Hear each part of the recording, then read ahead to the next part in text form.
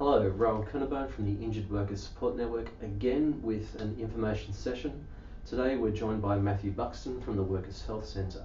The question that we've been asked, Matthew, is what is a vocational assessment? But before we do that, can you just give us a brief indication of who you are and what you do? Sure, Rowan, thanks so much for the question. So my name is Matthew and I'm the Return to Work Service Manager here, and in particular I look after people when they've been hurt at work and cannot return to work doing their same job, and an essential component of helping people in that circumstances is to conduct the vocational assessment. Okay, so what is a vocational assessment? Okay, so a vocational assessment aims to do two or three things. It aims to help an injured worker identify what job options might be suitable for them, taking into consideration their physical or psychological capacities, their interests, their employment, their education and whatnot. Okay, so if someone gets a referral to a vocational assessor by an insurer, what can they expect from that when they actually get into the room? Okay, so the process of conducting a vocational assessment includes an interview with a qualified staff member. The qualifications that the person normally has would be in psychology or rehabilitation counselling. Sometimes people with social work qualifications have undergone supervision and are eligible to conduct vocational assessments.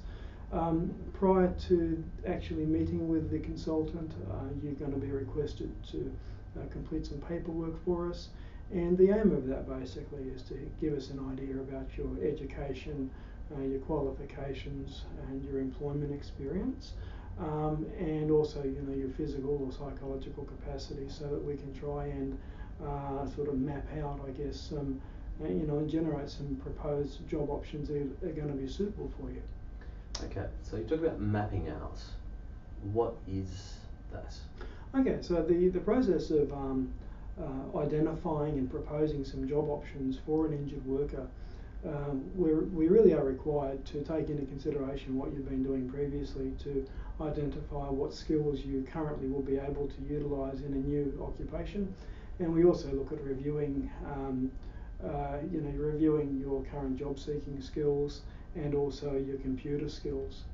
The aim is very much to identify and for the consultant to be thinking about what is the reason that this person cannot return to work tomorrow morning at 9 o'clock in a role.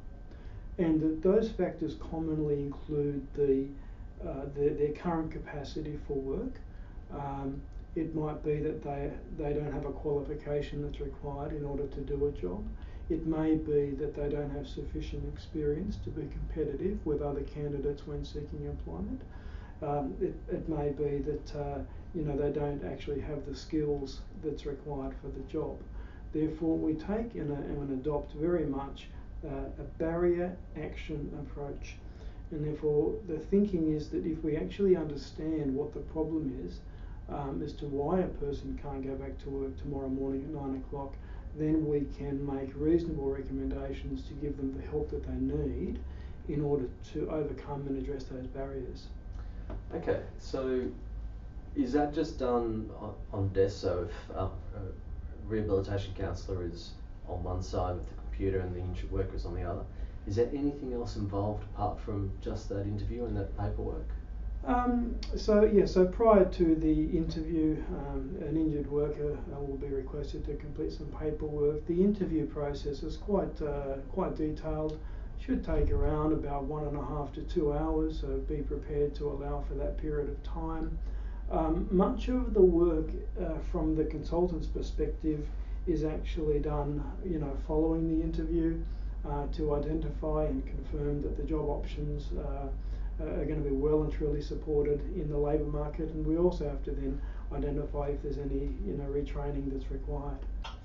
So when an injured worker goes to a vocational assessment, it's not just that professionalism to try and find out whether someone can or can't do work or what work is suitable to them.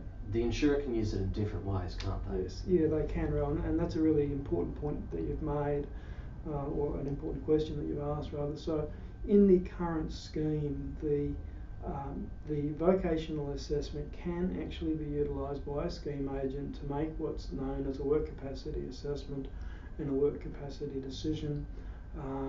In certain situations, that means that an injured worker will be advised that as a result of having or as a result of the vocational assessment being conducted, that they may no longer be entitled to any weekly payments.